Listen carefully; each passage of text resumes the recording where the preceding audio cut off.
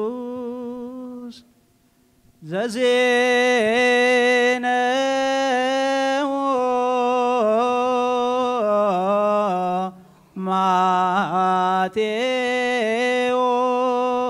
ማቴዎስ ቃለ ወልደ እግዚአብሔር በስመ አብ ወወልድ ወመንፈስ ቅዱስ አሐዱ አምላክ አሜን።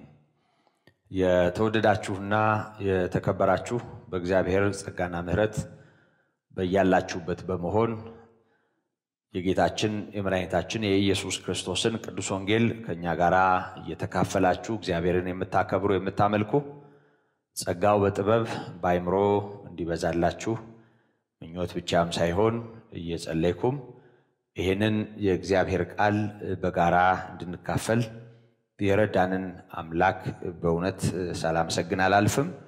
በትናንትና ዕለት በነበረን አገልግሎት በተለይ ከክፉ ስለመዳን በማቴዎስ ምዕራፍ 6 ቁጥር 13 ላይ ካለው ጌታ ስለ ጸሎት ካስተማረው ክፍል ተነስተን መደምደሚያ ማድረጋችንን ታስታውሳላችሁ። ከዚሁ ቃል ጋራ ተዛርፎ ወደ ፈተና አታግባን ብለን እንድንጸልይ ጌታችን መድኃኒታችን ኢየሱስ ክርስቶስ እንዳስተማረ ብዙዎቻችን ይህን ጸሎት በቃል በመያዝ ጭምር የምናውቀው ስለሆነ ለኛ እንግዳ እንደማይሆን አስባለሁ። ከዚህ ቃል በመነሳት ደግሞ እንደ እግዚአብሔር ምሕረት የዛሬውንና ከዚህ በኋላ ያሉትን ጊዜያት በተወሰነ መልኩ ቃሉ እንድንካፈለው እድል በሰጠን ሁኔታ እናያለን። እንግዲህ ፈተና የሚለው ቃል ለብዙዎቻችን እንግዳ አይደለም። ባሳለፍነው የትምህርት ዓለም የምናውቀው በዕለት ከዕለት ኑሯችን የምናውቀው በተለይ ደግሞ መንፈሳዊ ዓለም ውስጥ ያለን ሰዎች በህይወታችን መንፈሳዊ ከሆነው ጉዟችን ጋራ የተያያዙ ተግዳሮቶችን በተመለከተ እንደቀላል ከአንደበታችን ሲወጣ የሚሰማ ቃል እንደመሆኑ መጠን ፈተና የሚለውን ቃል እንደው የመዝገበ ቃላት ትርጉም ሳያስፈልገው ብዙዎቻችን የምንግባባበት ትርጉም እንዳለው ይገባናል። የሆነ ሆኖ ከዚህ በፊት እንዳደረግነው ያው ስንማር ትክክለኛ የሆነውንና ለመማር የሚያስችለንን ትርጉም እንዲሰጠን የተለያዩ መጽሐፍትን መፈተሻችንን ታስታውሳላችሁ። በዚያ ሁኔታ ይሄንን ቃል መፈተሽ የመጀመሪያው ይሆናል። እንግዲህ ፈተና የሚለው ቃል በ1948 በታተመው የአለቃ ኪዳነ ወልድ ክፍሌ መዝገበ ቃላት የተሰጠውን ትርጉም ማየት እንዲሁም ደግሞ የአማርኛ መዝገበ ቃላት የመጽሐፍ ቅዱስ መዝገበ ቃላትም በዚህ ዙሪያ ጠቆም የሚያደርገን ነገር አለ በጥቂቱ። ስለዚህ ፈተና የሚለው ቃል እንዲሁ በተለምዶ ብዙዎቻችን በምንግባባበት ሁኔታ ከምናውቀው ብዙ የራቀም ባይሆን የተጻፈውን ለማስታወስ ያህል መሞከር፣ ማሰብ፣ መመርመር፣ መፈለግ፣ መጎርጎር፣ መበርበር፣ መጠየቅ፣ መሰለል፣ ጠባዩን መጠኑን ለማወቅ የሚል ትርጉም ተሰጥቶታል። ተፈትነ፣ ተሞከረ፣ ተመረመረ፣ ፈሰሰ፣ ቀለጠ ብለውታል። ፍቱን የሚለው ቃል በቁሙ የተፈተነ የወጣለት ጠባዩ መጠኑ የታወቀ የሚል ትርጉምም ተሰጥቶታል። ፈተና በቁሙ መከራ ወይም ሙከራ የሚል ትርጉምም ተሰጥቶታል። ተፈተነ፣ ተፈታተነ፣ ተሟከረ ብለውታል።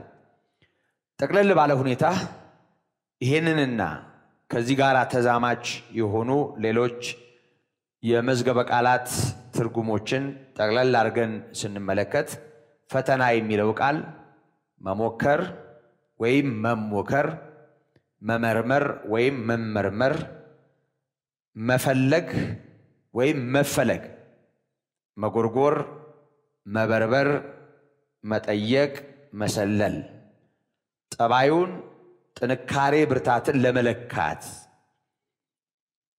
በሚፈታ ትጥቅ በሚያስፈታ ፈተና እንደ ወርቅ በሚያነጥር በሚያፈስ የመከራ ከውር ማለፍ፣ መሞከር፣ መከራ ወይም በመከራ መለካት የሚለውን ትርጉም ሊይዝ ይችላል። እንግዲህ ወደ ፈተና አታግባን የሚለውን ቃል ፈተና ብዙ ጊዜ በውጤቱ ነው የሚለካው። የትኛውን ፈተና ከቀጣይ እርከን ጋር የተያያዘ የመለኪያ፣ የመመዘኛ፣ የመሞከሪያ፣ የመመርመሪያ፣ የመሰለያ መሳሪያ ነው። በየትኛውም የትምህርት እርከን በፊታችን የሚቀርበው ፈተና እንደ ፈታኙ ማንነት መልኩ የተለያየ ቢሆንም በዋናነት በመርህ ደረጃ የሚገባን ለቀጣዩ እርከን የሚያበቃ ባለበት ደረጃ ለቀሰመው ትምህርት ለወሰደው ልምድ ከዛ ጋር ተያያዥነት ላለው ዝግጅት የሚሆን መለኪያ ነው፣ መመዘኛ ነው። ይሄንን ተምሯል፣ አውቋል፣ ይሄ ገብቶታል። ወደ ቀጣዩ እርከን ቢያልፍ ቀጣዩን የትምህርት እርከን በድል ሊወጣ ይችላል የሚል ውጤት ወይም ደግሞ አይ ተለክቷል፣ ይሄንን አላጠራም፣ ይሄንን በስነ ስርዓት አልለመደም፣ በዚህ ተፈትኖ ሚዛን ሊደፋ አልቻለም፣ ስለዚህ እዚሁ ይቆይ፣ ይሄን እስኪያጠራ ይሄን ተምሮ እስኪያውቅ ድረስ እዚሁ ክፍል ቢደግም ይሻላል የሚል ውጤት ሊያሰጥ የሚችል በውጤቱ የሚለካ ለሁላችንም ትርጉም የሚሰጥ መመዘኛ፣ መለኪያ፣ መለኪያ፣ መመዘኛም ጭምር ነው። አሁን ወደምንማረው በመጽሐፍ ቅዱሳችን በጌታችን በመድኃኒታችን በኢየሱስ ክርስቶስ ትምህርት አጽንዖት ተሰጥቶት የምናየውን ወደ ፈተና አታግባን በማለት እንድንጸልይ ጌታ ያስተማረውን ትምህርት ማዕከል አድርገን ምን ማለት ነው እንዳንገባ ገብተንም ከሆነ በድል እንድንወጣ በእግዚአብሔር ፊት የእግዚአብሔርን ረድኤት ወይም እርዳታ ከምንለምንበት ከምንጸልይበት ርዕስ በመነሳት የትኛው ነው ፈተና፣ የትኛው ነው እንዳንገባ፣ እንዳንለካ፣ እንዳንመዘን በእግዚአብሔር ፊት እንድንቃትት የሚያደርገን ምንድነው ፈተና ማለት የሚለውን ነው እንግዲህ ማየት የሚኖርብን። ይሄንን ነው የምንመለከተው። የመዝገበ ቃላቱን ትርጉም እንዳየነው እንግዲህ ወደምንለካበት ወደምንመረመርበት በውስጣችን ያለው ተፈልጎ ተመርምሮ ተበርብሮ በመከራ ከውር አልፎ እኛ ሚዛን ላይ ወጥተን እንዲም እንዲያም ወደምንሆንበት ነገር አታግባን የሚለው ጸሎት በእግዚአብሔር ላይ ታምኖ ስለመኖር ካንተ ጸጋ ውጪ የምቆምበት አቅም የለኝም በማለት በእግዚአብሔር የመደገፍ በእግዚአብሔር ላይ ራስን የመጣል አንዱ መገለጫ ነው። በትምህርት ዓለም የፈለገ ብናጠና ብንዘጋጅ ፈተናው ምን ያህል ጠንካራ ሊሆን እንደሚችል እስካላወቀን ድረስ ለፈተና ውስጣችን አይዘጋጅም። ምንም እንኳን ፈተናና የፈተና ውጤት ምን ማለት እንደሆነ ቢገባንም የምንፈልገው ክብር፣ የምንፈልገው የትምህርት ውጤት፣ የምንፈልገው የሥራ እርከን፣ የምንፈልገው እድገት እዚህ ጋር ከምናልፈው ፈተና ጋር የተያያዘ መሆኑ ቢገባንም ፈተና የሚለው ቃል ከቃሉ ጀምሮ መመርመር፣ መለካት፣ መበርበር ስለሆነ ማንም ሰው መበርበር አይፈልግም፣ መለካት አይፈልግም፣ መሰለል አይፈልግም። በመከራ ከውር ማለፍ አይፈልግም። ደግሞ ወደ መንፈሳዊ እውነት ስናመጣ ከሰው የህሊና ዝግጅት የእውቀት አድማስ የዘመናት የተጠራቀመ ልምድ ያለፈ ብዙ ነገር ስለሚኖር የማናየው ስለሚበዛ የማናውቀው ስለሚበዛ አፋችንን ሞልተን በራስ መተማመን በሚል ስሜት እንዲናደርጋለን እንዲንሆናለን በሚል መፈክር የማንታመን በክርስቶስ የምንመካ እንደመሆናችን መጠን በእግዚአብሔር ፊት ሁሉ ጊዜም ቢሆን እንደምንችለው በመናስበው ጉዳይ ላይ እንኳን እግዚአብሔር በህይወታችን ያለውን ስፍራ በሚያረጋግጥ ዋስትናን በሚያረጋግጥ ተስፋን በሚያረጋግጥ ሁኔታ ወደ ፈተና አታግባን ብለን መጸለይ እንደሚገባን የጌታ ቃል ያስረዳናል። እንግዲህ ከዚህ በኋላ እንደ እግዚአብሔር ቃል ትርጉም ሰጠን መከራ እነዚህን ነገሮች ከመጽሐፍ ቅዱስ አኳያ ያሳያሉ ከማለታችን በፊት የትኛውም መልክ ይኑረው ወደ ዝርዝር ሳይገባ ነው ጌታ በጥቅሉ ከክፉ አድነን ወደ ፈተና አታግባን ብለን እንድንጸልይ ያስተማረን። ከክፉ አድነን እንጂ ወደ ፈተና አታግባን የሚለው ቃል ፈተና የሚለው ከዋናው ፈታኝ ከክፉ ጋር እንደሚያያዝ እናያለን።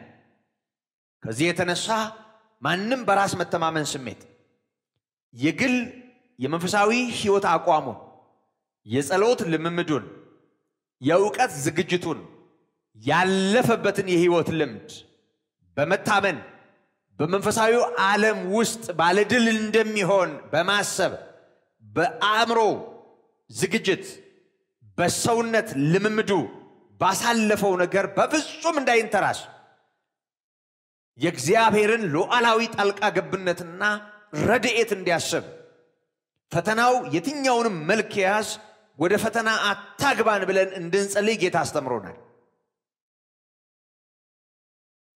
ይሄ ጌታን በህይወታችን ከማክበር በእግዚአብሔር ጥበቃ ውስጥ መኖራችንን በማረጋገጥ ከመኖር እግዚአብሔርን በእኛ ህይወት ላይ ልዑል እንደሆነ እረኛ ጠባቂ እንደሆነ በማረጋገጥ የምንኖረው ኑሮ የሚያሳይ ይሆናል።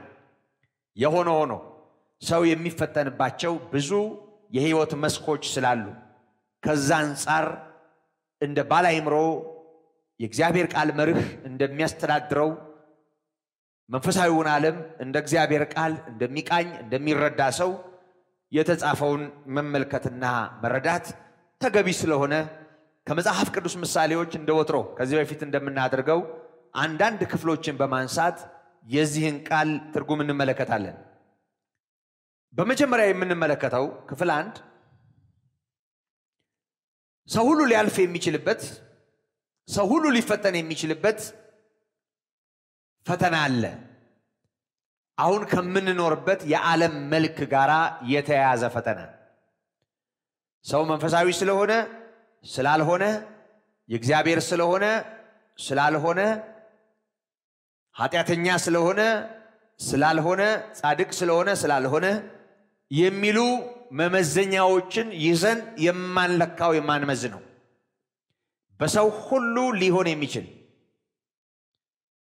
ምናልባትም በእኛ ህይወት ለየት የሚለው እኛ ካለን ተስፋ እኛ ካለን ግንዛቤ እኛ ካለን ዋስትና እኛ ካለን የህይወት መርህ ጋራ ተያይዞ እንጂ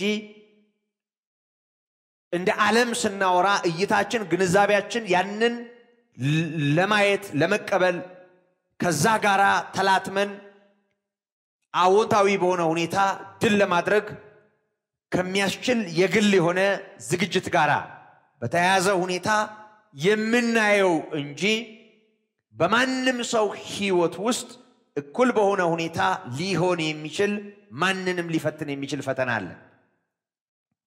በዚህ በአንደኛ ቆሮንቶስ ምዕራፍ 10 ከቁጥር 1 ጀምሮ እስከ 11 የተጻፈውን ለዚህ መልእክት መነሻ አደርገዋለሁ።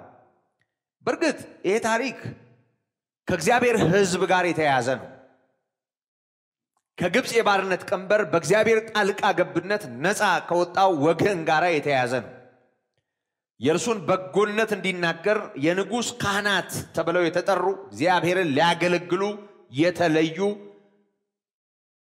በባርነት ቀንበር የነበሩ ራሱ እግዚአብሔር ጣልቃ ገብቶ ወግኖላቸው ተዋግቶላቸው ተፋልሞላቸው ሙሉ የሕይወታቸውን አቅጣጫ እየመራ እየቃኘ ሙሉ ዋስትና ወስዶ በምድረ በዳ ጉዟቸው ጫማቸው እንዳያልቅ ልብሳቸው እንዳይነትብ ውሃ እንዳይጠማቸው እንጀራ እንዳይቸግራቸው በነገር ሁሉ እየረዳ እግዚአብሔር ኃላፊነት ተሸክሞ ካሻገረው ሕዝብ ጋር ተያይዞ የተነገረ ነው። የሆነ ሆኖ በአንደኛ ቆሮንቶስ መልእክት ላይ ይሄ ታሪክ እንደ ምሳሌ ሲቀርብ ይሄን ብቻ የሚያሳይ ሆኖ አልቀረበም። ከዚህ የተነሳ ይሄ ከምን ጋር ተያይዞ እንደቀረበ የሚያረጋግጥልን ቁጥር 13 ላይ ያለው ቃል ነው። ግን እኔ ከቁጥር 1 ጀምሮ አነበዋለሁ። ወንድሞች ሆይ ይህን ታውቁ ዘንድ እወዳለሁ።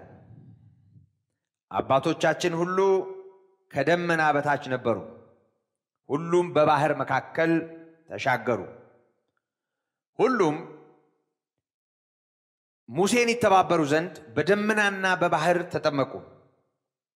ሁሉም ያን መንፈሳዊ መብል በሉ፣ ሁሉም ያን መንፈሳዊ መጠጥ ጠጡ። ይከተላቸው ከነበረው ከመንፈሳዊ ዓለት ጠጥተዋልና ያም ዓለት ክርስቶስ ነበረ። እግዚአብሔር ግን ከእነርሱ በሚበዙት ደስ አላለውም፣ በምድረ በዳ ወድቀዋልና። እነዚህም ክፉ ነገር እንደተመኙ እኛ ደግሞ እንዳንመኝ ይህ ምሳሌ ሆነልን። ሕዝብም ሊበሉ ሊጠጡም ተቀመጡ፣ ሊዘፍኑም ተነሱ ተብሎ እንደተጻፈ ከእነርሱ አንዳንዶቹ እንዳደረጉት ጣዖትን የምታመልኩ አትሁኑ። ከእነርሱም አንዳንዶቹ እንደሴሰኑ በአንድ ቀንም 2,000 ከ3,000 እንደወደቁ አንሴስን። ከእነርሱ አንዳንዶቹ ጌታን እንደተፈታተኑት በእባቦችም እንደጠፉ ጌታን አንፈታተን። ከእነርሱም አንዳንዶቹ እንዳንጎራጎሩ በሚጠፋም እንደጠፉ አታንጎራጉሩ። ይህም ሁሉ እንደ ምሳሌ ሆነባቸው፣ እኛንም የዘመናት መጨረሻ የደረሰብንን ሊገስጸን ተጻፈ። ስለዚህ እንደቆመ የሚመስለው እንዳይወድቅ ይጠንቀቅ። ለሰው ሁሉ ከሚሆነው በቀር ምንም ፈተና አልደረሰባችሁም። ነገር ግን ከሚቻላችሁ መጠን ይልቅ ትፈተኑ ዘንድ የማይፈቅድ እግዚአብሔር የታመነ ነው። ትታገሱም ዘንድ እንድትችሉ ከፈተናው ጋር መውጫውን ደግሞ ያደርግላችኋል። ስለዚህ ወዳጆቼ ሆይ ጣዖትን ከማምለክ ሽሹ፣ ልባሞች እንደሆናችሁ እላለሁ። በሚለውም ነገር እናንተ ፍረዱ ይላል። እንግዲህ እንደ ማህበረሰብ እንደ አንድ ወገን ተመሳሳይ እድል እንደተሰጠው በተመሳሳይ መንገድና መስመር እንደሚሄድ በአንድ ማዕቀፍ ውስጥ እንዳለ ማንነት የዚህን ህዝብ ታሪክ በምሳሌነት እንይዝና በተመሳሳይ እድሎች ውስጥ የተነጣጠለ ውጤት ያላቸው መሆናቸው ደግሞ አሁን ለምንማረው ትምህርት መነሻ ይሆነናል። ምን ማለት ነው? ለቆሮንቶስ ምዕመናን ይህንን እንደ ምሳሌ ሲያነሳ የእስራኤል ልጆችን የጉዞ ታሪክ መተረክ አይደለም ዓላማው። እነሱ በመሴሰናቸው በማጉረምረማቸው ጣዖት በማምለካቸው ምን ሆኑ፣ ውጤቱ ምን ሆነ የሚለውን ለማስታወስና በእነሱ አንጻር ሕይወትን ከነሱ በመማር መቃኘት እንዲችሉ እኩል እድል ተሰጥቷቸው አንዳንዶች ነው የሚለው በገዛ ምርጫቸውና ውሳኔያቸው ውጤቱን በሚያበላሽ የህይወት መስመር መሄዳቸውን ነው የምንገነዘበው የምናየው። በዚህ እውነት ውስጥ እንደምናስተውለው ሐዋርያው ለሰው ሁሉ ከሚሆነው በቀር ምንም ፈተና አልደረሰባችሁም በማለት እንደ ህዝብ ያለፉበት መንገድ ከሌላው ወገን ጋር የሚነጻጸር ሳይሆን እንደ ህዝብ ከተሰጣቸው እድል ጋር የሚያያዝ ነው። እና ውጤቱ ምን ሆነ? ብዙዎቹ እንደዚህና እንደዛ ሆነዋል። ያለመታመን፣ የማንጎራጎር፣ የመሰሰን ውጤት የሆነውን በመድረ በዳ የመቅረት የመጎዳት አደጋ ብዙዎች ተጎናጽፈዋል። የሆነ ሆኖ በዚህ መልእክት ውስጥ ሐዋርያው ማንም የቆመ ቢመስለው እንዳይወድቅ ይጠንቀቅ የሚል ማስጠንቀቂያ ከወደቁ ሰዎች የህይወት ልምድ ጋር በማያያዝ ያነሳና ከዚያ ባሻገር የቆሮንቶስ ምዕመናንን በተመለከተ ለሰው ሁሉ ከሚሆነው በቀር ምንም ፈተና አልደረሰባችሁም ይላል። ምን ማለት ነው? የተፈተኑበት መንገድ ቀድም እንደ ማህበረሰብ ያልኩት እንደ አንድ ወገን ያልኩት ያ ህዝብ በነበረበት ሁኔታ ከዛው ህዝብ ጋራ የተነጻጸረ የህይወት ፍለጋና ፈተና ውስጥ ማለፉ ነው የሚያሳየው። ስለዚህ እኩል የሆነ ድል ነበራቸው፣ ግን ተነጣጥለዋል በገዛ ምርጫቸው። የነበረው እድል እኩል ነው፣ ግን ተለያይተዋል በገዛ ምርጫቸው። እንደ ህዝብ በዚያ ወገን ውስጥ ይሄንን እናስባለን። እግዚአብሔር ለዓለም ሁሉ እንዳደረገው ምሕረትና ቸርነት ደግሞ አሁን ባለንበት ኪዳን ውስጥ ቆመን እግዚአብሔር አንድ ልጁን የሰጠው ለዓለሙ ሁሉ ስለሆነ የዓለምን ሁሉ ኃጢአት የሚያስወግድ የእግዚአብሔር ልጅ የእግዚአብሔር በግ ስለሆነ የተገለጠው እግዚአብሔር ለሁሉ ይሄን እድል ሰጥቶ እርሱን በመቀበልና በማመን የእግዚአብሔር የሆነው እኛ በዚህ ዓለም የኑሮ ውጣ ውረድ ውስጥ እንዳላመነው የእግዚአብሔር እንዳልሆነው እንደተጠራጠረው በመድረ በዳ እንደወደቀው በተለያየ የህይወት ፈተና ውስጥ እንደሚያልፈው ልናልፍ እንችላለን። ግን ምን ይሆን የኔና የናንተን ህይወት ልዩ የሚያደርገው? አሁን ዘርዘር ያለውን ለጊዜው እናስቀምጥና ቁጥር 13 ላይ ያለውን ለዚህ ትምህርት ስናሰምርበት ለሰው ሁሉ ከሚሆነው በቀር ምንም ፈተና አልደረሰባችሁም ይላል። አሁን እንደ አንድ ወገን ብቻም ሳይሆን ለሰው ሁሉ የሚሆን ሲል እናያለን። ለሰው ሁሉ የሚሆኑ ነገሮች አሉ በዚህ ዓለም ላይ የግድ አማኝ ስለሆን ብቻ የማይመጡ ሰው ሁሉ በሚያልፍበት መንገድ ለማለፍ ልንገደድ እንችላለን። ለምሳሌ የተፈጥሮ አደጋ እንደ ሱናሚ አይነት በዓለማችን አንዳንድ ግዛቶችና አንዳንድ ክፍለ ሀገሮች ወይም ደግሞ አንዳንድ የዓለም ክፍላት በታላላቅ አውሎ ነፋስ የተገፋ የባህር ማዕበል ከተማን የሚያህል ነገር ጠርጎ ባህር ውስጥ ይዞ እንደሚከተው እኛ ስላለን ያ ጎርፍ ላይቆም ይችላል። ክርስቲያን መሆናችን የእግዚአብሔር መሆናችን ጎርፉን እንደሚያቆም በዓለም ሁሉ የታወቀ ቢሆን አማኞች ጠቅላላ ተለቅመን ባህር መገደቢያ እርከን መስሪያ እንሆን ነበር። ግን እኛ ስላለን ላይቆም ይችላል። በጸሎት ላንለውጠው እንችላለን። ምክንያቱም በሐዋርያት ሥራ ላይ እንደምንመለከተው በዓለም ሁሉ የመጣ አንድ የረሃብ አደጋ ድርቅ በኢየሩሳሌም የነበሩ ቅዱሳንን ጭምር ነክቷቸው እንዳለፈ አውኳቸው እንዳለፈ የመከራውን ዘመን እርስ በርሳቸው በመበዳደር ወይም ደግሞ በመጽዋት በመጠቃቀም ለማለፍ እንዴት አይነት ተጋድሎ በሐዋርያው በቅዱስ ጳውሎስ አስተባባሪነት እንደሆነ እናያለን። ድርቅ እንደ አገር ቢመጣ ክርስቲያኖች የሆነው እኛ ክርስቲያን ካልሆነው እኩል ልንራብ እንችላለን። ይሄ ፀሐይ ለሁሉ እንደሚወጣ ዝናቡም ለሁሉ እንደሚዘም የምንምገው አየር ለሁሉ እንደሆነ ጻድቅ ኃጥ ከእግዚአብሔር ጋር ጠንካራ ህብረት ያለው ደግሞ እግዚአብሔርን የማያውቅ አንዳንዴም ጠላትና ተቃዋሚ እነዚህ ሁሉ በጋራ የሚቀበሏቸው መልካም ነገሮች አሉ እነዚህ ሁሉ በጋራ ሊፈተኑባቸው የሚችሏቸው ነገሮች አሉ ለምሳሌ አንድ ክርስቲያን የሆነ ሰውና አንድ ሌላ እምነት ያለው ክርስቲያን ያይደለ ሰው በግልጽም ጣዖት የሚያመልክ ብለን እንጥራው እኩል በንግድ ላይ ሊሰማሩ ይችላል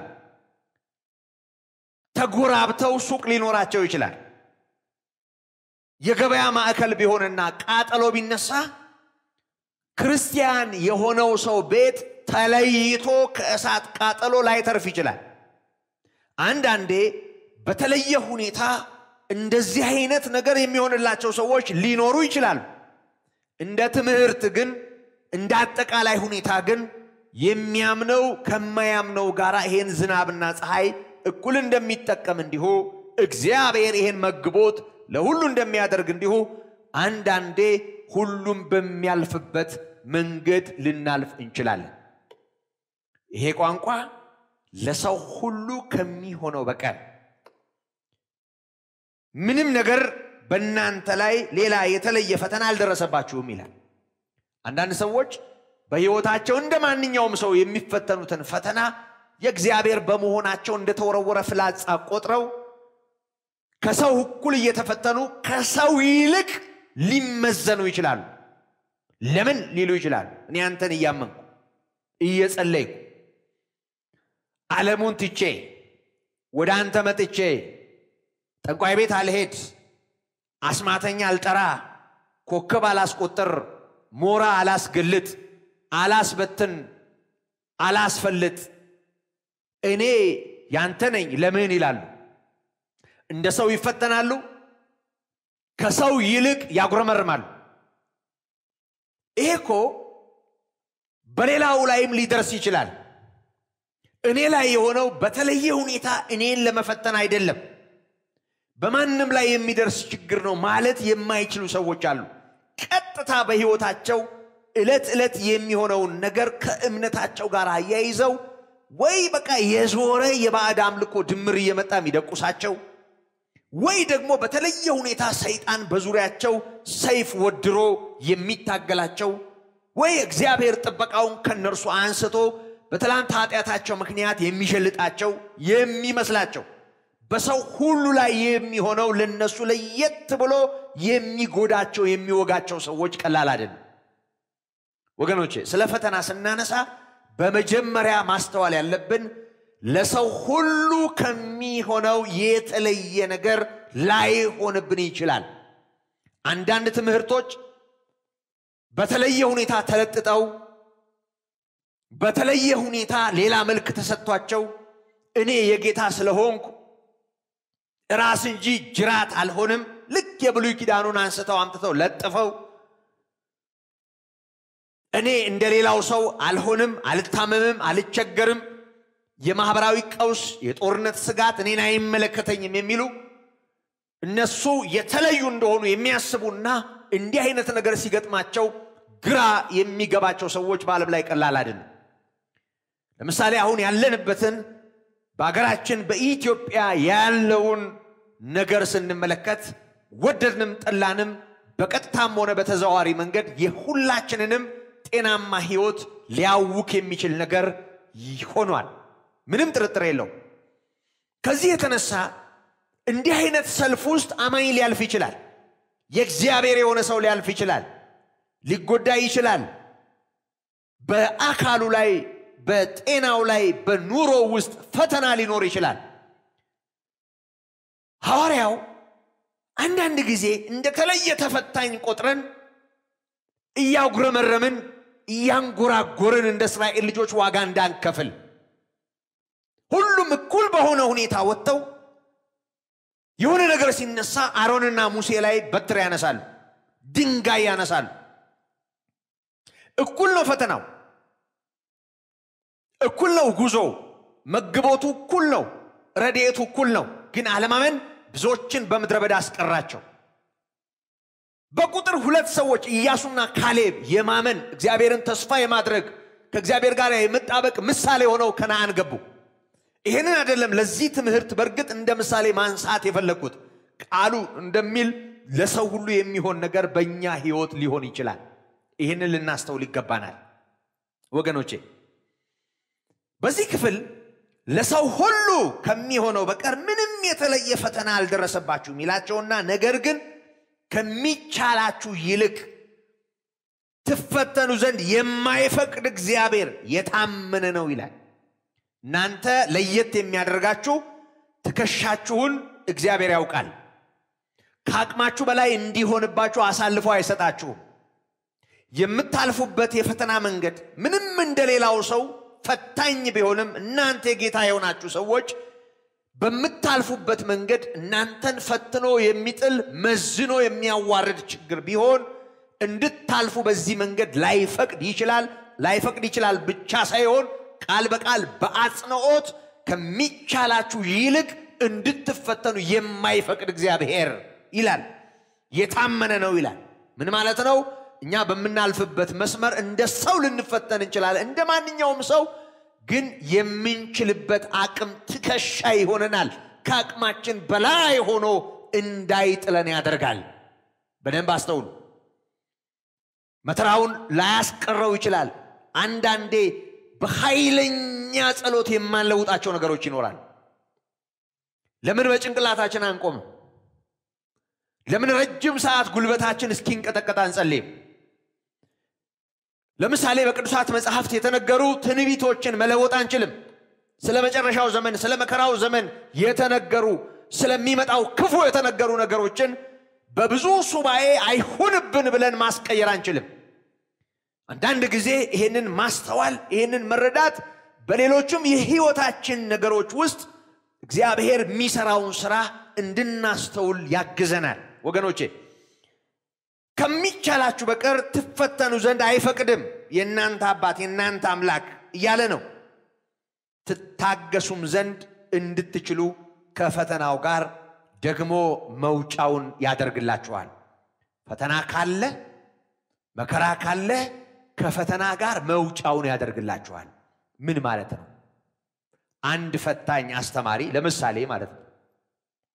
አንድ ፈታኝ የሆነ አስተማሪ ማለትም ተማሪዎቹን ሊፈትን ፈተና ይዞ የመጣ አስተማሪ ፈተናውን ሰጥቶ ይሄንን ስሩ ብሎ ሰዓት ጊዜ መድቦ ደግሞ በዛው ሁኔታ መልሱ ይሄ ነው ብሎ መልሱን አክብቦ ይሰጣል ማለት ነው። ከፈተና ጋር መውጫውን ሲል ምን ማለት ነው? ይሄንን ሁኔታ አሁን ወዳለንበትና ወደምናውቀው ቀላል ምሳሌ ብናመጣው አንድ አስተማሪ ይፈትናል ግን ፈተናውን እንዳንወድቅ ያደርጋል ማለት ምን ማለት ነው?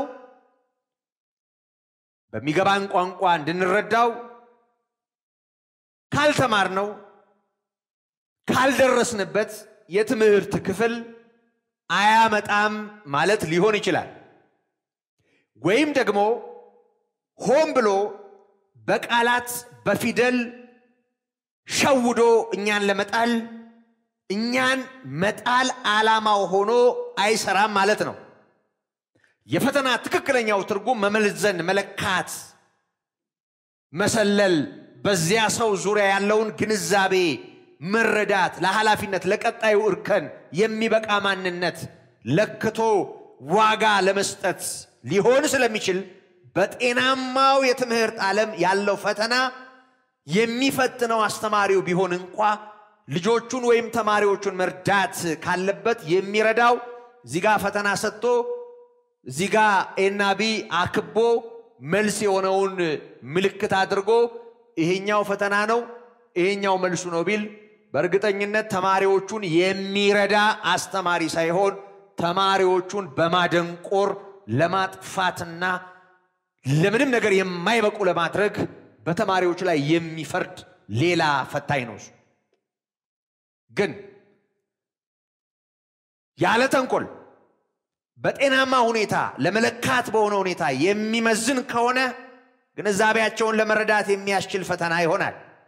ከተማሩት የሆነ ፈተና ይሆናል። ደግሞ አንዳንድ ጊዜ ዋናው ዓላማ የተማሩትን እንዲይዙ ማድረግ ስለሆነ ፈተናው የሚመጣው ከዚህ ክፍል ስለሆነ በደንብ አጥኑ ብሎ ቢናገር ከየት እንደማመጣው አታውቁም ከሚል ይልቅ ከዚህ ነው የሚመጣው ቢል የመርዳት ያህል ሊሆን ይችላል። አሁን ከፈተና ጋር መውጫ የሚለውን እግዚአብሔር በዚህ በኩል ፈተና አምጥቶ በዚህ በኩል ደግሞ መውጫውን ራሱ ያመጣል እንደማለት አሁን እንዳነሳው አይነት ምሳሌ አይደለም። ምን ማለት ነው? መውጫ ማለት ምን ማለት ነው? አንዳንዶቻችን ከቃሉ በጣም ርቀን ነው የምንረዳው። ከፈተና ጋር መውጫውን ስንል በቃ ፈተና በዚህ በኩል ያመጣል፣ በዚህ በኩል ደግሞ በር ከፈት አድርጎ በዚህ በኩል ሹለክ ይላል። እንደሱ አድርገን እናስባለን። ምንድነው መውጫው? ከፈተና መውጫው ምንድነው? በደንብ ይስተዋል። ይውላችሁ በመጀመሪያ ደረጃ ከምትችሉት ወይም ከሚቻላችሁ መጠን ይልቅ ትፈተኑ ዘንድ የማይፈቅድ እግዚአብሔር የታመነ ነው ይላል። እግዚአብሔር በክፉ ማንንም አይፈትንም፣ በማንም አይፈተንም። በክፉ የማይፈተን ማለት በባህሪው ክፋት አይለካውም፣ አይመዝነውም። በባህሪው ውስጥ የለም ክፋት። ቋንቋው በክፉ አይፈተንም ነው። ማንንም በክፉ አይፈትንም። አይፈተንም ማለት ከባህሪው ክፋት የሚባል ነገር አይለካውም። ክፋት በባህሪው ውስጥ የለም። ደግሞ ማንንም በክፉ አይፈትንም። አሁን ከምትቻላችሁ በቀር ከሚቻላችሁ ይልቅ ከሚቻላችሁ በላይ እንድትፈተኑ አይፈቅድም። አሳልፎም አይሰጣችሁም። ፈተና ካለ ከፈተናው ጋራ መውጫውን ደግሞ ያዘጋጃል። ምንድነው መውጫው? ፈተናው ማስቀረት ነው? እንዳንፈተን ማድረግ ነው? በፈተና ውስጥ እንዳናልፍ ማድረግ ነው? ፈተናውን ከኛ ማራቅ ነው? ምንድነው መውጫው? እዚሁ ነው መልሶ ያለው። አንደኛው ከአቅማችን በላይ እንድንፈተን አለመፍቀዱ፣ በፍጹም አሳልፎ አለመስጠቱ። ይሄን በሌሎች ምሳሌዎች እናየዋለን። ሁለተኛው መውጫ የተባለው ነገር ምንድነው? ይውላችሁ ትታገሱም ዘንድ እንድትችሉ ከፈተናው ጋር መውጫውን ደግሞ ያደርግላችኋል። ምንድነው የሚያደርገው? እንድትታገሱ። የእስራኤል ልጆች ፈተናውን ማለፍ ያልቻሉት ለምንድነው? መታገስ አቅቷቸው። እግዚአብሔርን ያለ መጠበቅ አደጋ በእግዚአብሔርና በእግዚአብሔር ሕዝብ መካከል ሁሉ ጊዜም ቢሆን የሁሉ ጊዜ ፈታኝ ነው። ሙሴ ተራራ ላይ ወጥቶ ሲዘገይ ያ ከግብጽ ያወጣን ሰው ሙሴ ተራራ ላይ ወጥቶ ወዴት እንደሄደ አናቅም፣ ዘገየ። በፊታችን የሚሄዱ አማልክትን ስራልን ብለው አሮንን አስጨነቁት። ዘገየባቸው። ስለሚበላው ነገር እግዚአብሔርን ከመጠበቅ ይልቅ በምድረ በዳ እኛና ልጆቻችን እንስሶቻችን የሚበላ በሌለበት እንድንጠፋ አወጣህን ይላሉ።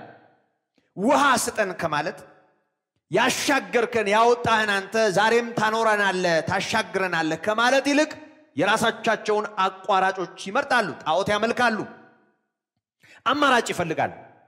በጣም ብዙ ሰው እስከ ፍጻሜ አይታገስም። የተባረከውን ተስፋ አይጠብቅም። እንደ ሰው እየተፈተነ ከሰው ይልቅ የተፈተነ ይመስለዋል። እንደ ማንኛውም ሰው እየተቸገረ ከማንኛውም ሰው ይልቅ እንደተቸገረ ያስባል።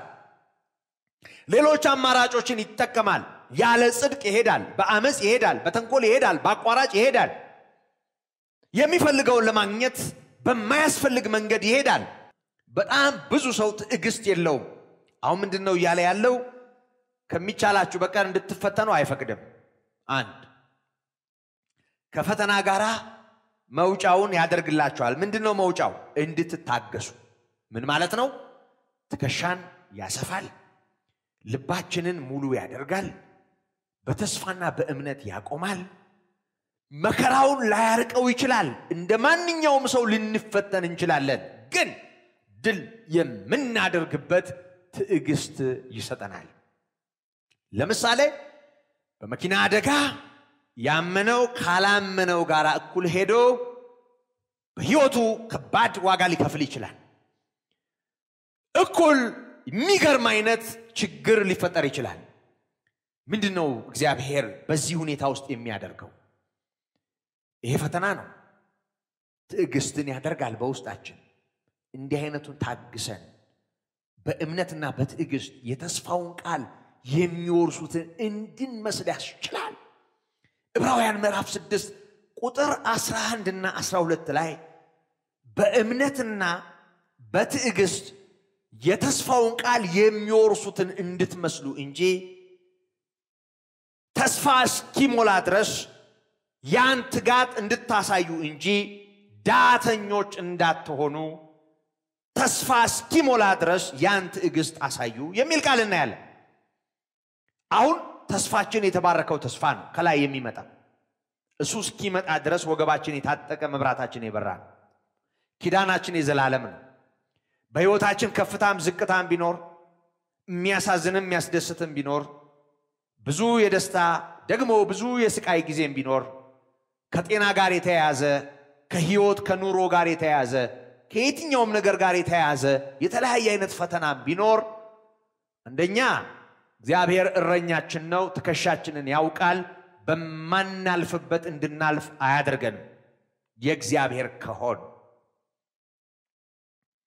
ከዛ ሲቀጥል ደግሞ ከፈተናው ጋራ መውጫውን ያዘጋጃል መውጫው ምንድነው እንዳንፈተን ማድረግ ፈተና በዚህ በኩል መልስ በዚህ በኩል መስጠት እንደሱ አይደለም የምንታገስበት ልባችን የሚሰፋበት የምንበረታበት የምናይልበትን ጸጋ እግዚአብሔር ያድላል እሱን ነው ያለን ያለው ስለዚህ ወገኖቼ በሕይወታችን በልዩ መንገድ ልናልፍ እንችላለን ከፈተና እንዲያድነን ወይም ወደ ፈተና እንዳያገባን ስንጸልይ ይሄንን ታሳቢ አድርገን መጸለይ ይኖርብናል በሰው ሁሉ የሚሆን ነገር በሕይወታችን ሊሆን ይችላል ምንም ግብዞች አንሆን ተሰደድን የመጣነው ወደዚህ ዓለም በእምነት ነው ካላመነው ምንለየው እንጂ እንደማንኛውም ሰው እንደ ሰው ልማድ ነው ምንመላለሰው ሌላው የሚያስፈልገው ያስፈልገናል ከማያምነው ጋራ ንግድ ሊያገናኘን ትምህርት ሊያገናኘን ማህበራዊ ህይወት ሊያገናኘን ብዙ ነገር ሊያገናኘን ፖለቲካው ምኑ አንድ ላይ እንድንተም ሊያደርገን ይችላል በዚህ ሁሉ ነገር ልንፈተን እንችላለን በዓለም ውስጥ እስካለን ድረስ የመሬት መንቀጥቀጥ ቢመጣ የጎርፍ ምልአት ቢመጣ ጦርነት ቢመጣ ረሃብና ቸነፈር ድርቅ ቢመጣ ልዩ አይነት ፈተና ወደ ህይወታችን ቢመጣ የኢኮኖሚ ውድቀትና ቀውስ ቢመጣ እነዚህ ሁሉ ነገሮች እንደሌላው እኛን ሊያውኩ ሊረብሹ ይችላል ግን ሚለየን ምንድነው በዚህ ሁሉ ውስጥ የምናልፍበት አቅም አለን ኢዮብ ያለፈበትን አቅም ታያላችሁ ያ ሁሉ መከራ በህይወቱ እየወረደ የእግዚአብሔርን ስም እየባረከ እንዴት በጽድቅ ድል እንዳደረገ ከፈተናው ጋራ መውጫው ማለት እንድትታገሱ የሚል ቃል አለው ትዕግስትን አሸናፊነትን ባለድል መሆንን ያለብሳል ከፈተናው ጋራ መውጫን ያዘጋጃል ማለት ልባችንን ያሰፋዋል አንዳንዴ መከራውን ይለውጣዋል ማለት ላይ ሆን ይችላል ያንን ድል አድርገን የምናልፍበት አቅም ይሆንልናል ስለዚህ ከክፉ አድነን ወደ ፈተና ማታግባን ስንል ብዙ ሰው በሚፈተንበት ልንፈተን በሚቸገርበት ልንቸገር በሚያለቅስበት ልናለቅስ በሚያጣበት ልናጣ በሚሰናከልበት ልንሰናከል ብዙ ሰው በሚቸገርበት ልንቸገር እንችላለን አካል ጉዳት ያለባቸው ያመኑ ሰዎች የተለያየ አደጋ የደረሰባቸው ያመኑ ሰዎች በህይወታቸው በስራቸው ውድቀት ያለባቸው ያመኑ ሰዎች ካላመነው ይልቅ ይሄን ካላስተዋሉ ይፈተናሉ ለምን ያመኑ ለምን ይላሉ ለምን እንዳመኑ ማያስተውሉ ለምንድነው ያመኑ ጌታ በድርቅ ዘመን እንጀራ ለመብላት ነው እንደ ሰራብታዋ ሴት ዘይትና ዱቄት ከማድጋችን እንዳይጠፋ ነው ለምንድነው ጌታን ያመንነው ከመኪና አደጋ ያመለጥን እንደፈለግን ብንነዳም እንደፈለጉ በሚነዱ ሰዎች መኪና ተሳፍረን ብንሄድ ምንም ችግር አይደርስብንም በቃ ከፈለክ ተገለባበጥ እንደፈለክ ምንም አልሆንም የሚል ትምክህት ነው እኔ ጌታ ስለሆንኩ አይነካኝም በደሙ ተሸፍኛለሁ ማለት ነው በደሙ መሸፈንስ ምን ማለት ነው ወገኖቼ ክርስትናውን ልክ ወዳልሆነ አቅጣጫ ለጥጠነው ከእውነታው ርቀን ተስፋን በተመለከተ እምነትን በተመለከተ ሌላ መናጋት እንዳይሆንብን እንጠንቀቅ ደስ ይላል በነገር ሁሉ በጌታ መታመን ደስ ይላል እኔ መታመናለሁ እግዚአብሔር እንደረዳኝ አምናለሁ በብዙ ነገር ግን በደንብ መስተዋል መቻል ያለበት ከጌታ ጋር የተጣበቅነው ለምንድን እንደ በጎች እንቅበዘበዝ ነበር አሁን ግን ወደ ነፍሳችን ጠባቂና እረኛ ተመልሰናል እኛ ድነናል ብንሞትም ሕያዋን ነን ጌታ ኢየሱስ ክርስቶስ አትሞቱም አትቸገሩም አትራቡም የሚል ተስፋ አልሰጠም በኔ የሚያምን ቢሞትም ሕያው አለ እንጂ አይሞትም አላለም እነዚህ ሁሉ በህይወታችን የሚመጡ ፈተናዎች እንደማንኛውም ሰው ፈተና ሊሆኑ ይችላሉ ግን ያንን የምንሻገርበት አቅም በመከራ ጊዜ የምንበረታበት ጉልበት የምናሸንፍበት እምነታችን ሳይሸረሸር በእምነትና በተስፋ ድል የምናደርግበት ኃይል ይሆነናል ጌታ መውጫ ማለት በእኛ የጸሎት አቅም የማንቀይራቸው የማንለውጣቸው አንዳንድ ችግሮች ሊኖሩ ይችላሉ ስላልን የማይቀየሩ ጸልየንባቸው የማይለወጡ ሊኖሩ ይችላሉ ግን እምነታችን ሳይጠፋ እንቀጥላለን እኛ በእምነት ነው ከእግዚአብሔር ጋር ህይወት የጀመርነው እምነታችን አይጠፋም በእምነትና በትዕግስት እምነትና ትዕግስት የአንድ ሳንቲም ሁለት ገጽታዎች ናቸው በእምነትና በትዕግስት የተስፋውን ቃል የሚወርሱትን እንድትመስሉ ነው የሚለው የተስፋውን ቃል መውረስ የሚችሉ እግዚአብሔር ለሰጠው ተስፋ የሚበቁ ሰዎች እነማን ናቸው እምነት ያላቸው ብቻ አይደሉም እምነትና ትዕግስት ያላቸው ሰዎች አንድ ሌሊት ዙሪያችን ምቹ ሲመስለን አምኖ መቦረቅ እኮ አይከብድም ብዙ ሰዎች የአንድ ሳምንት ክርስቲያን የአንድ ዓመት ክርስቲያን የኮንትራት ክርስቲያኖች ብዙ ናቸው የሆነ ጊዜ መንፈሳውያን ሰዎች ብዙ ናቸው ግን የሆነ ነገር በህይወታቸው ጅው ብሎ ሲመጣ ጥርግ ብለው የሚሄዱ ሚነቀሉ የለህማ የሚሉ አረዳኸኝም የሚሉ እግዚአብሔር ልጁን ሰጥቷቸው ኢየሱስ ክርስቶስ ስለኛ በደልና ኃጢአት ያን ውድ ዋጋ ከፍሎ በዚህ እግዚአብሔር ማየት የማይችሉ በመስቀሉ ስራ ማየት የማይችሉ በጣም ብዙ ሰዎች አሉ ወገኖቼ በመጀመሪያ ደረጃ በዚህ የመጀመሪያው ክፍል ትምህርት ፈተና የሚለውን በተመለከተ ወደ ፈተና ታግባን የሚለውን በተመለከተ በመንማረው የመጀመሪያ ክፍል በደንብ እንድናሰምርበት ምሻው ነገር መውጫ የሚለው ቃል እምነት እና ትዕግስት በጥንቃቄ መቆም የሚለውን ቃል ነው የሚያሳዩት አንደኛ ቆሮንቶስ ምዕራፍ 10 አሁን ያነበብኩት ክፍል ቁጥር 12 ላይ ማንም እንደቆመ የሚመስለው እንዳይወድቅ ይጠንቀቅ ይላል በጥንቃቄ መቆም እንዳይወድቅ የቆመ የሚመስለው ሰው ቆም ያለው የሚል እንዳይወድቅ ይጠንቀቅ ጥንቃቄው ምንድነው እግዚአብሔር ከምንችለው በላይ እንድንፈተን በጭራሽ ከአቅማችን በላይ እንዲሆን አይፈቅድም ግን በአቅማችንም ልክ ሆኖ ትዕግስት ከሌለን እምነት ከሌለን አንሻገርም ጥንቃቄው ትዕግስትና እምነት በእኛ ህይወት ውስጥ መኖሩ ነው ይጠንቀቅ ማለት ምን ማለት ነው እምነትና ትዕግስት ይኑርህ ማለት ነው ጥንቃቄው እሱ ነው በማንም ላይ የሚሆነው ፈተና አንዳንዶችን ድል አድራጊ አድርጎ ያሻግራቸዋል ብዙዎችን ጠርጎ ይወስዳቸዋል እምነትና ትዕግስት የሚያጡ ሰዎች ይነጫነጫሉ ያኮርፋሉ ያጉረመርማሉ አማራጭ አዳኝ አማራጭ አምላክ አማራጭ ተስፋ ይይዛሉ ብዙ አማልክት ይኖሯቸዋል ይሄኛው ካላዋጣ ይሄኛው ካላዋጣ ይሄኛው ያኛው ካላዋጣ ያኛው ዙሪያቸውን ባሉ በደቃቃ አማልክት አምላክ ባልሆኑ አማልክት አማራጭ ይፈልጋሉ ይሄ አንዱ ጠንቋይ ካልተሳካ ሌላው ጋር እንደሚሄዱ ሰዎች ወገኖቼ በደንብ እናስተውል በትዕግስት በእምነት የተስፋውን ቃል የምንወርስ ሆነን መገኘት ይኖርብናል ስለዚህ መውጫ የሚለው ቃል እምነትና ትዕግስት መሆኑ መረሳት የለበትም ከፈተና ጋር መውጫ ሲባል በዚህ በኩል የቤኪራይ እንደው ቢያስጨንቅህ በዚህ በኩል የቤኪራይ አምጥቶ ይሰጣል እንደማለት ነው ብዙ ሰው የሚያስበው በዚህ በኩል እንደው የጤና ችግር ቢመጣብህ ደግሞ በዚህ በኩል የሚፈውስ የሆነ ሰው ያመጣልሃል እንደሱ ነው የሚገባን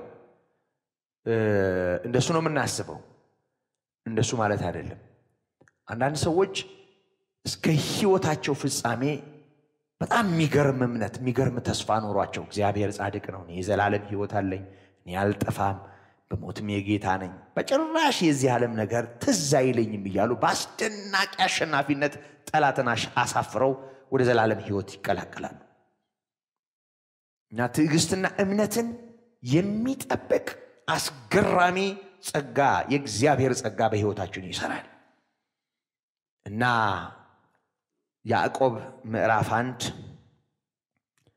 ቁጥር 2 እና 3 እናየዋለን ከሚቀጥለው ቀን መልእክት ጋር ብናየው ደስ ይለኛል ይሄንን የመጀመሪያ ክፍል አልቋጨሁም የተወሰኑ ነገሮችን ከዚህ ጋር አነሳለሁ ያዕቆብ ምዕራፍ 1 ቁጥር 2 እና ቁጥር 3 እስከዚያው እናንተ ታነቡታላችሁ የእግዚአብሔር ጸጋና ሰላም ምህረት ይብዛላችሁ አባታችን እግዚአብሔር ሆይ አንተ መልካም ነህ ዘወትር በመልካም ትጎበኘናለህ ታስተምረናለህ ጌታ ሆይ ፈተና በህይወታችን ቢኖር ትከሻችንን የምታውቅ አንተ እንዴት በዛ ማለፍ እንዳለብን አንተው ተወስናለህ ደሞም አባት ሆይ እኛ በእምነት አንተን የምንከተል በትዕግስትም ደግሞ በፊት እንድንሆን እንድንታገስ ታደርገናለህ እምነት እና ትዕግስታችን እንዳይመዘን እንዳይለካና እንዳንቀል እርዳን በተወደደው ልጅ በኢየሱስ ክርስቶስ ስም አሜን Amen.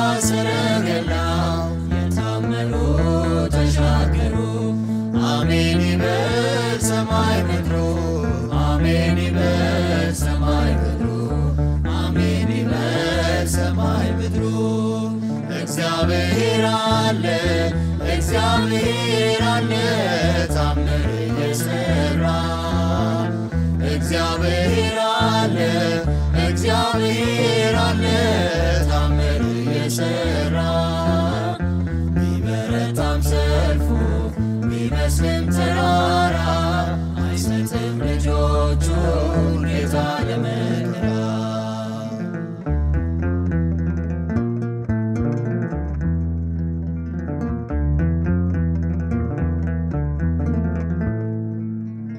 መርገሙነ ምርቃት ማን ይቆማል በእኛ ፊት ያመኑበት እንዳይሞቱ ኢየሱስ ነው ምልክቱ ፋሲካ ነው ምልክቱ ኢየሱስ ነው ምልክቱ እግዚአብሔር አለ እግዚአብሔር አለ ታምር የሰራ እግዚአብሔር አለ እግዚአብሔር አለ ታምር የሰራ ቢበረታም ሰልፉ ቢመስልም ተራራ አይሰጥም ልጆቹን ጌታ ለመከራ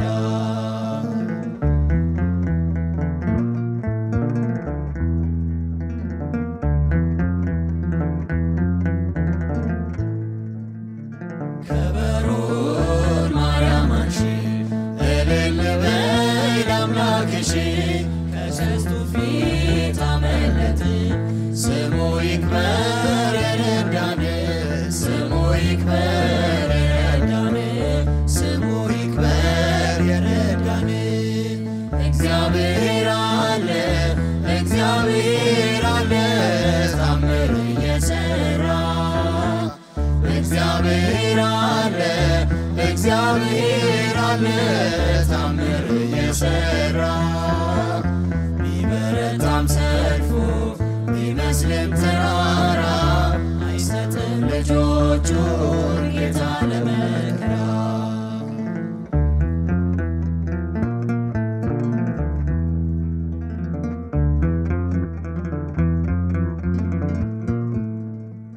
ያህዌ ነው ዓላማችን ኢየሱስ ነው አዳኛችን ሰይፉ ይግባ ከሰገባ ያመነ ሰው ሰላም ይግባ ያመነ ሰው ሰላም ይግባ ያመነ ሰው ሰላም ይግባ እግዚአብሔር አለ እግዚአብሔር አለ ታምር የሰራ እግዚአብሔር አለ እግዚአብሔር አለ ታምር የሰራ ቢበረታም ሰልፉ ቢመስልም ተራራ አይሰጥም ልጆቹን ጌታ ለመከራ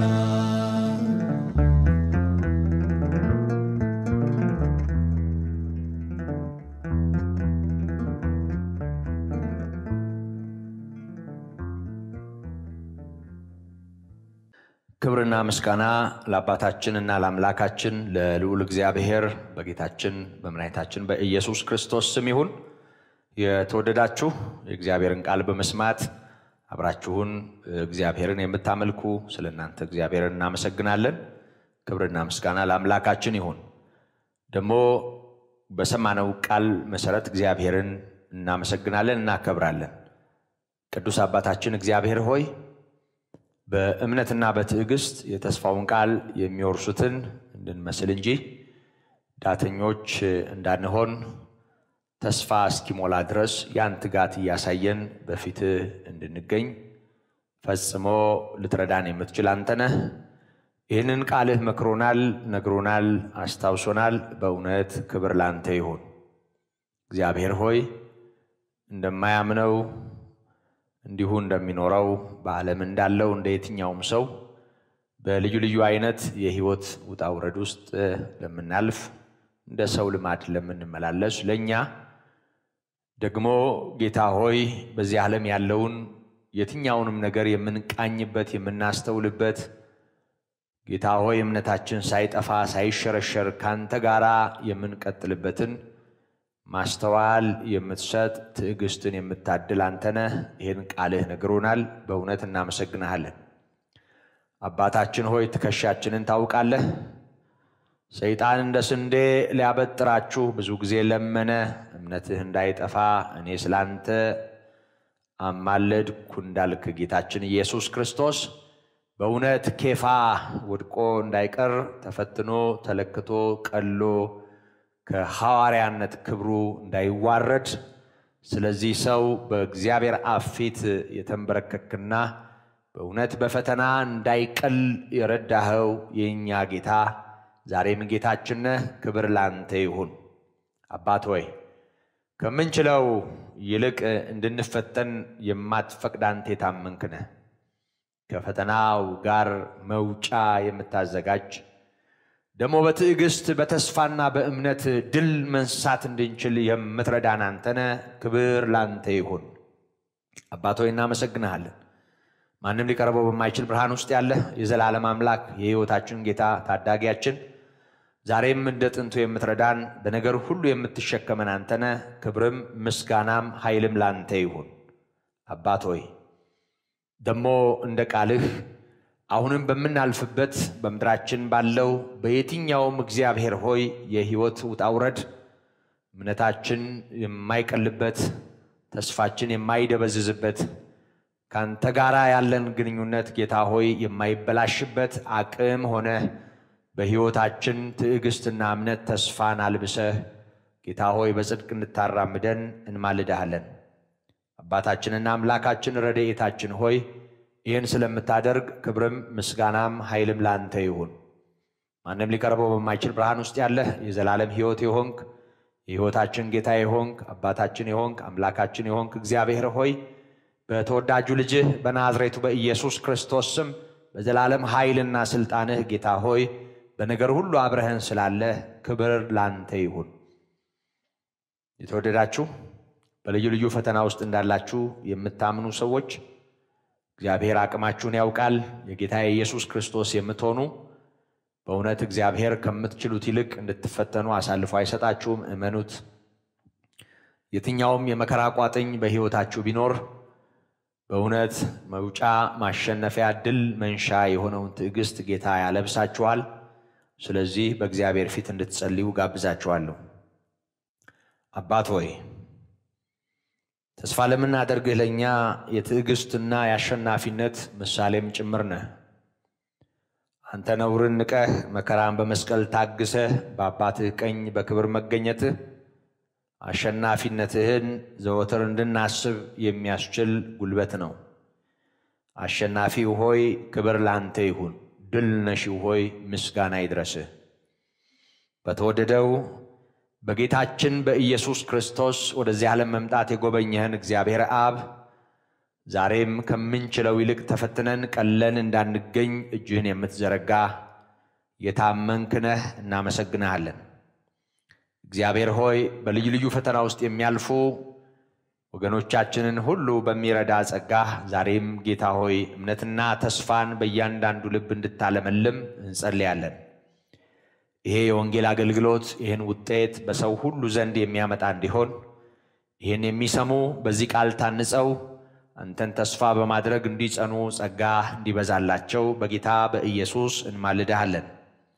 አባታችንና አምላካችን ሆይ ይህን ስለምታደርግም ክብር ላንተ ይሁን። ቀሪውን ሰዓት ተረከብ፣ ከክፉ ሁሉ አድነን። የዘላለም ሐሳብና ምክርህ የልባችን ረፍት ይሁን። ቅዱስ አባታችን እግዚአብሔር ሆይ ደሞ ሀገራችን ኢትዮጵያን ተመልከት። በውስጧ ያለውን የመከራ እሳትም አንተ ተመልከት። በልዩ ልዩ የሀገራችን ክፍሎች በተለያየ ጊዜና ሁኔታ እንደ እሳት እየነደደ ያንዳንዶችን ሕይወት የሚቀጥፈውን እግዚአብሔር ሆይ ልዩ ልዩ አይነት የጥፋት እግዚአብሔር ሆይ ወጥመድ እንድትሰብር በኢየሱስ ክርስቶስ ስም እንለምንሃለን።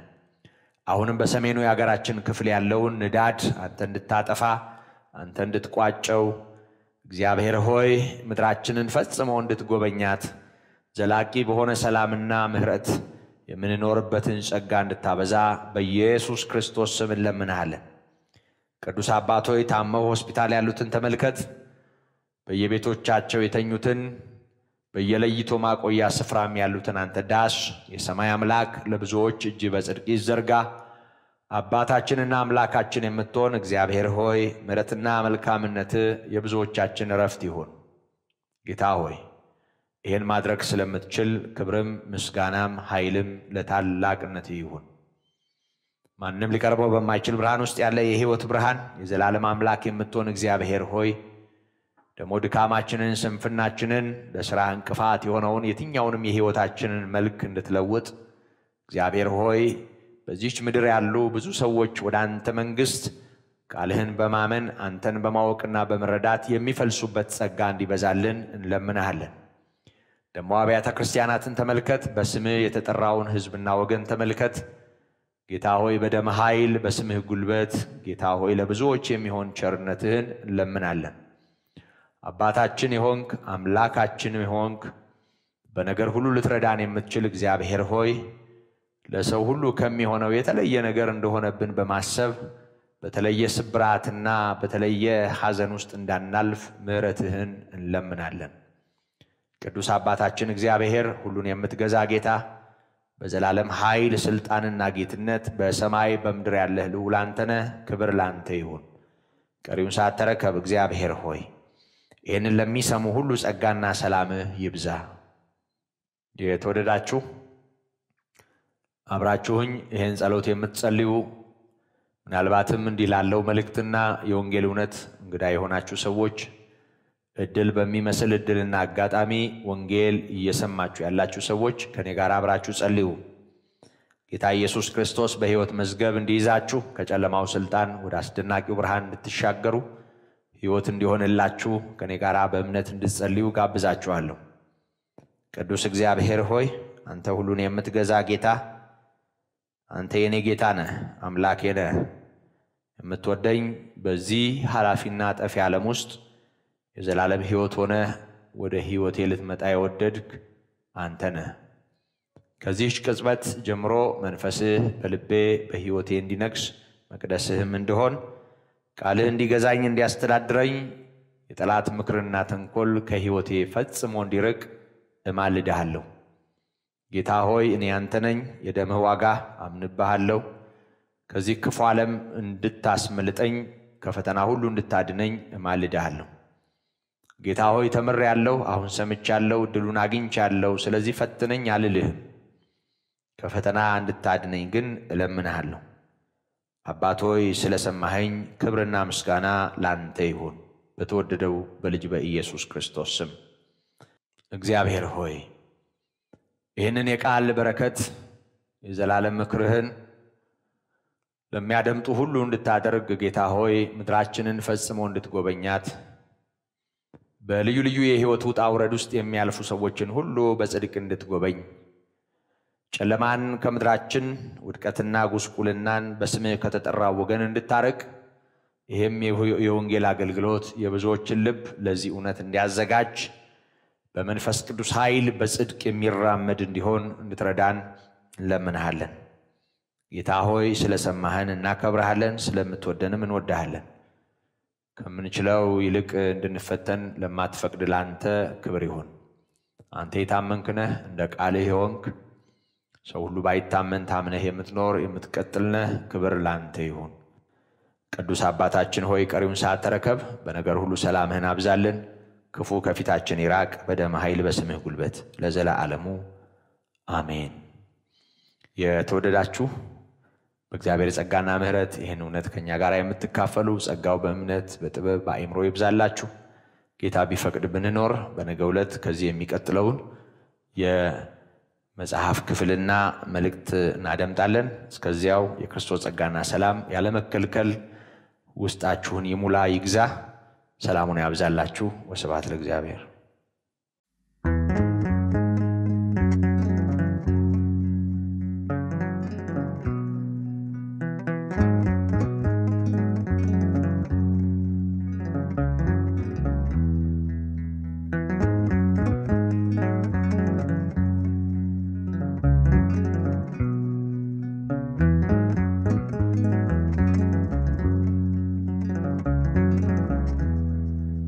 Hallelujah.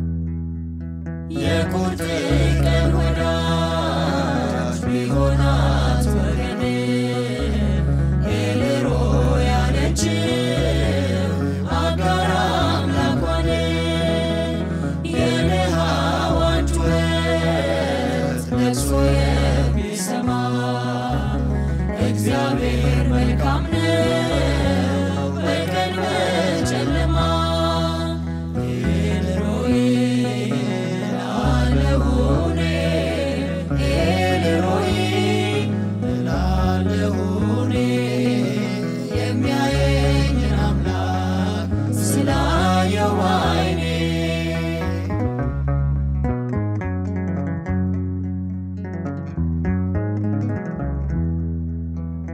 ሜዳና ኮረብታ ዳገት ቁልቁለት ባንተ ተሻገርኩት ሁሉን አለፍኩት መላክህን ልከህ ስላጽናናኸኝ እኔስ ከአንተ ሌላ ዘመድም የለኝ ኤልሮይ እላለሁኔ ኤልሮይ እላለሁኔ የሚያየኝን አምላክ ስላየው ዓይኔ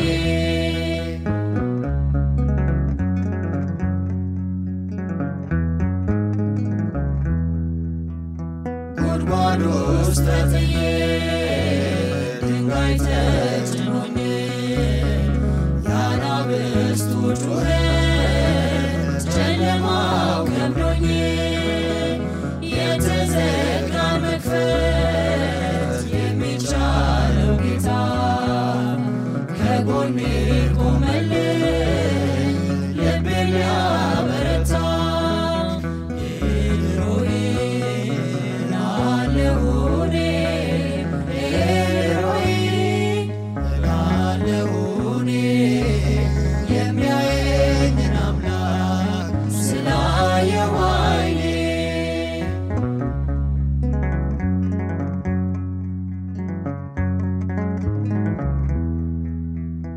ከሰማነው በላይ እጅጉን ድንቅ ነው ካየነውም በላይ አምላክ ኃያል ነው ሰምቶኛል በጆሮ ምላሽ አግኝቻለሁ አይቶኛል